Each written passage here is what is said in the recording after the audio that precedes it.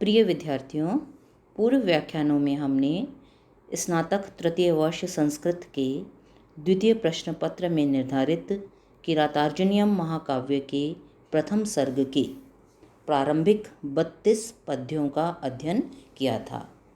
उसी क्रम को आगे बढ़ाते हुए आज हम 33वें पद्य से अपना अध्ययन प्रारंभ करते हैं। 33वां पद्य देखिए। अबंध्य कोपस्य विहन्तुः आपदां भवन्ति वश्यः स्वयं एव देहिनः अमर्षशून्येन जनस्य जंतुना न जातहार्देन न विद्विषादरः। देखिए, अबंध्य कोपस्य सफल क्रोध वाले, जिसका शत्रुओं पर किया गया क्रोध सफल होता है, जिसका परिणाम मिल जाता है। आपदाम विपत्तियों का, विहन्तुः नाश करने वाले, विपत्तियों को दूर करने वाले, जनस्य प्राणी के, मनुष्य के, देहिनः सभी प्राणी, सभी व्यक्ति, स्वयं एव वश्या स्वयं ही वशीभूत, वश में, भवन्ति हो जाते हैं, किंतु अमर्ष शून्येन क्रोध रहित, अमर्ष क्रोध शून्येन शून्य, क्रोध रहित जंतुनाम जंतु के साथ, प्राणी के साथ, जात हार्देन, हार्देन स्नेह, हृदय से स्नेह, जात उत्पन्न होने पर, जनस्य मनुष्य का, आदरह न तो सम्मान होता है, और विद्विषा शत्रुता होने पर, आदरह न कोई भय होता है। पूरा देखिए। सफल क्रोध वाले और विपत्तियों का विनाश करने वाले प्राणी के सभी मनुष्य स्वयं ही वशीभूत हो जाते हैं। ऐसा राजा जो सफल क्रोध वाला है और विपत्तियों का विनाश करने वाला है, उसके वश में सभी प्राणी स्वयं ही हो जाते हैं। लेकिन क्रोध रहित व्यक्ति के साथ, जो समय पर क्रोध नहीं करता, जो शांति से बैठा रहता है हर स्थिति में, ऐसे व्यक्ति के साथ स्नेह उत्पन्न होने पर मनुष्य, उसके साथ अगर मित्रता हो जाती है तो मनुष्य सम्मान का भागीदार बनता है, और अगर उसके साथ शत्रुता हो जाती है तो भी उसे कोई भय नहीं होता। अर्थात ऐसा व्यक्ति जो उचित समय पर उचित क्रोध का प्रदर्शन नहीं करता, उसके साथ की गई मित्रता और शत्रुता दोनों ही व्यर्थ होती हैं, सार्थक नहीं हो सकती। कहना क्या चाहते हैं यहाँ पर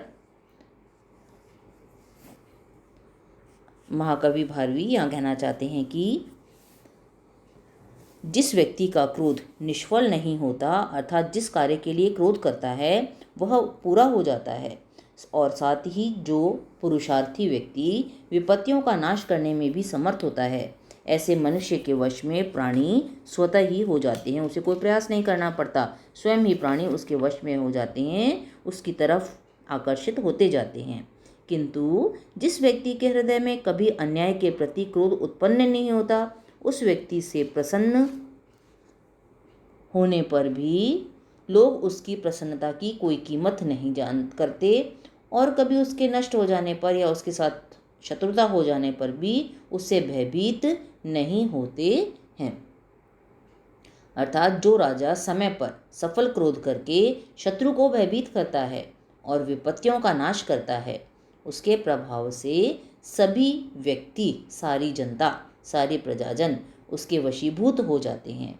किंतु जो राजा क्रोध न करके हमेशा शांत रहता है, जैसे युधिष्ठिर बैठे हुए हैं ना, ऐसे राजा का प्रेम और बैर दोनों ही व्यर्थ होते हैं।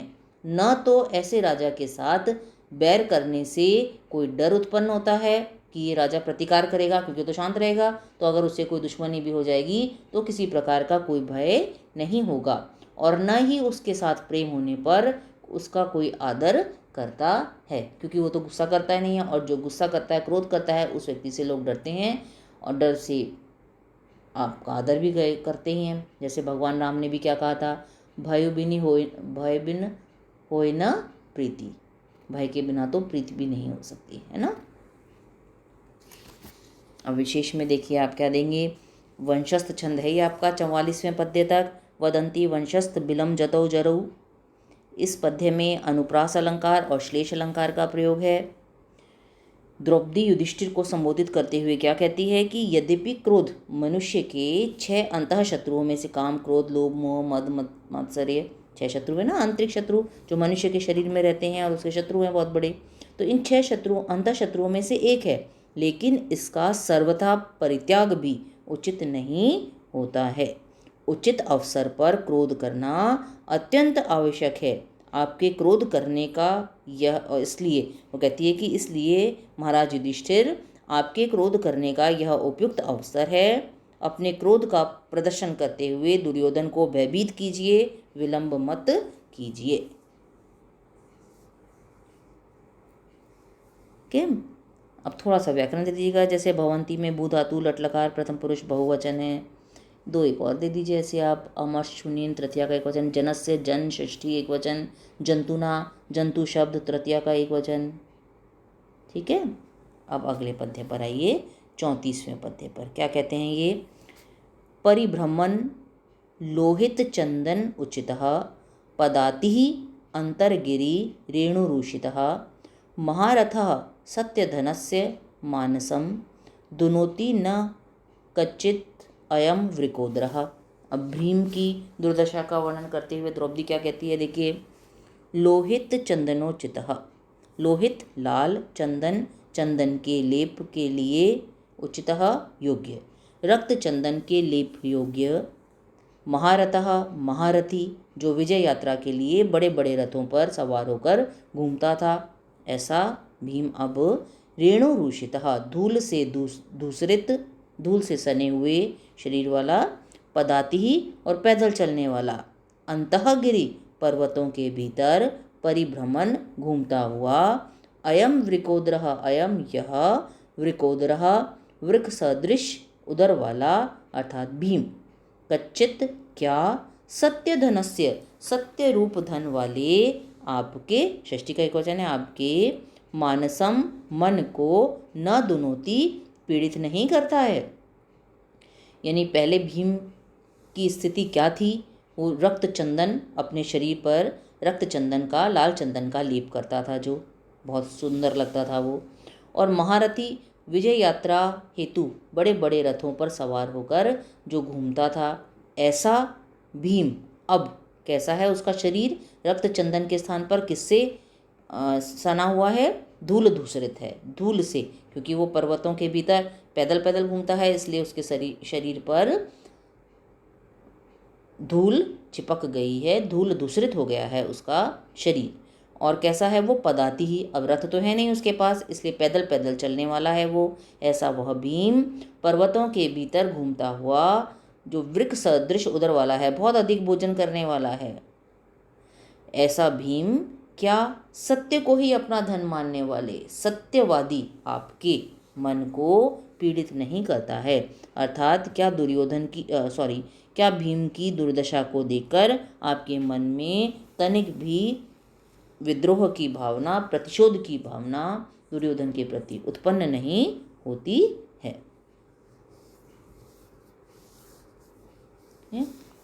तो आप यहाँ बता सकते हैं व्याख्या में, और इसको स्पष्ट करते हुए आगे बढ़ाकर कि द्रौपदी युधिष्ठिर को युद्ध के लिए उत्तेजित करती हुई कहती है कि वनवास के पहले जो भीम अपने शरीर में रक्त चंदन का लेप करता था, जो महारथी पांडुनंदन वही महारथ और विजय यात्रा हेतु बड़े बड़े रथों पर भ्रमण करता था, सवार होकर भ्रमण करता था, ऐसा महारथी पांडुनंदन भीम आज धूल दूषित शरीर होकर पैदल ही भ्रमण करता है। क्यों घूमता है? पर्वतों में के भीतर भ्रमण करता है आपके लिए कंदमूल, फल आदि का जुगाड़ करने हेतु पर्वतों के भीतर वन वन भटकते रहते हैं। अपने महारथी भाई की यह दुर्दशा देखकर भी क्या सत्यवादी आपका हृदय पीड़ित नहीं होता है? अर्थात यह आपकी कैसी सत्यवादिता है जिसने अलौकिक पराक्रमी भीम की दिव्य शक्ति का दुरुपयोग कर रखा है। क्लियर है? अब विशेष में आप बता देंगे यहाँ पर कि वंशस्थ छंद है ही आपका, वदंती वंशस्थ बिलम जतो जरऊ, परिकर अलंकार का प्रयोग किया गया है। यहाँ द्रौपदी भीम की दुअवस्था, बुरी अवस्था, दुर्दशा का वर्णन कर रही है। द्रौपदी द्वारा युधिष्ठिर को युद्ध के लिए उत्तेजित करने का प्रयास किया जा रहा है कि भाई किसी तरह तो युधिष्ठिर युद्ध के लिए प्रेरित हों। और व्याकरण थोड़ा सा बता दीजिएगा। जैसे परिभ्रमण में क्या है, परि उपसर्ग भ्रम धातु, क्षत्रिय प्रत्यय है आपकी। और थोड़ा सा बता सकते हैं आप, जैसे क्या लेंगे, मानसम, मानस द्वितीया का एक वचन, ऐसा थोड़ा सा ले लीजिएगा आप। अब अगले पद्य पर आइए, 35वें पद्य पर क्या कहते हैं। विजित्य यह प्राज्यम अयच्छत उत्तरान कुरून अकुप्यम वसु वासवोपमः सवल्क वासांसी तव अधुना आहरन करोति मन्युम न कथम धनंजय। क्या कहते हैं, देखो अब यहाँ अर्जुन की स्थिति का वर्णन कर रही हूँ। क्या कहती है, वासवोपमः, इंद्र की उपमा वाले, अर्थात इंद्र के समान पराक्रमी, जिनको इंद्र की उपमा दी जाती है। यह जो, धनंजय धन को जीतने वाला, धनम जयति इति धनंजय, धनों को जीतने वाला, अर्थात जिस अर्जुन ने उत्तरान, उत्तरवर्ती, कुरुन, कुरु प्रदेश को, जिनको जीतना बहुत मुश्किल काम था, सामान्य मनुष्य नहीं जीत सकता, ऐसे उत्तरवर्ती कुरु प्रदेश को विजित्य जीतकर प्राज्यम, प्रचुर मात्रा में, अकुप्यम वसु, अकुप्यम सोना चांदी रूपी, वसु धन, अयच्छत प्रदान किया था, आपको समय समय पर दिया था। स वही अर्जुन, अधुना अब, वल्क वासांसी, वल्कल वस्त्रों को, आहरण लाता हुआ, तव आपके, मन्युम क्रोध को, कथम क्यों, न नहीं, करोति उत्पन्न करता है। यहाँ द्रौपदी युधिष्ठिर को युद्ध के लिए उत्तेजित करने का प्रयास करते हुए पहले तो भीम की बुरी अवस्था का चित्रण किया और अब अर्जुन की क्रम से कर रही है ना। अब अर्जुन की दुर्वस्था का वर्णन चित्रण करते हुए कहती है कि इंद्र की उपमा वाला, अर्थात इंद्र की उपमा वाले, अर्थात इंद्र सदृश पराक्रमी, बहुत वीर, जिस अर्जुन ने कठिनता से जीतने योग्य उत्तरवर्ती कुरु प्रदेशों को जीतकर प्रचुर मात्रा में सोना चांदी रूपी धन आपको प्रदान किया था, यानी जो पहले अपनी विजय यात्रा को आगे बढ़ाता हुआ सोना चांदी आदि जीतकर आपके लिए लाता था, वही अर्जुन अब वल्कल वस्त्रों को, पेड़ की छाल से बने वस्त्रों को लाता हुआ आपके क्रोध को क्यों नहीं उद्दीप्त करता है।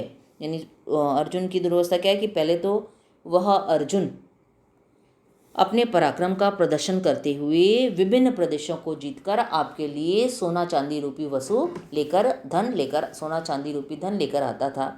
वही अर्जुन अब चूंकि वन में निवास कर रहा है, इसलिए राज्यों को जीतना तो बहुत दूर, उसके पास तो उसका राज्य भी नहीं है। अब वह आपके लिए सोने चांदी के स्थान पर, भौतिक विपुल संपदा के स्थान पर अब क्या लेकर आ रहा है, आपकी उपयोग में लेने योग्य वल्कल वस्त्रों को लेकर आ रहा है। उसकी इस क्षीण स्थिति को, उसकी इस बुरी स्थिति को देखकर भी क्या आपके मन में क्रोध उत्पन्न नहीं हो रहा है ना। अर्जुन की दुरावस्था का वर्णन किया है यहाँ पर। अब इसको आप व्याख्या में थोड़ा सा आगे बढ़ा सकते हैं कि इंद्र सदृश पराक्रमी, जिस अर्जुन ने उत्तरवर्ती कुरु प्रदेश को जीतकर आपको अपार सोना चांदी प्रदान किया था, वही महापराक्रमी आज अपने भाइयों के लिए, आपके और अन्य भाइयों के लिए पेड़ की छाल के वस्त्र लेकर आ रहा है। अर्जुन की इस दुर्दशा को देखकर शत्रुओं के प्रति, शत्रु दुर्योधन आदि के प्रति आपके हृदय में क्या शोभ अभी भी उत्पन्न नहीं हो रहा है, अर्थात आप प्रतिकार करने हेतु, इस स्थिति का प्रतिकार करने हेतु दुर्योधन से युद्ध करके उस पर विजय प्राप्त करने हेतु क्यों नहीं प्रेरित हो रहे हैं। अब यहाँ देख लीजिएगा विशेष में वंशस्थ छंद है आपका, वदंती वंशस्थ बिलम जतौ जरौ, कि प्रत्येक चरण में 12 वर्ण होते हैं आपके। और क्या होता है इसमें गणों का क्रम, जतौ जरौ, जगण तगण, जगण और रगण। फिर अर्जुन की दुर्वस्था का वर्णन है यहाँ पर, अनुप्रास अलंकार है। थोड़ा सा व्याकरण बता दीजिए। विजित्य में क्या है, वी उपसर्ग, जी धातु, ल्यप प्रत्यय, आहरण में आ उपसर्ग, ह्री धातु और क्षत्रिय प्रत्यय। अब इनको कंठस्थ करिएगा, याद करिएगा, और जो गृह कार्य दिया जा रहा है उसे आप करके सबमिट करिएगा। कल हम इसी क्रम में आगे बढ़ेंगे।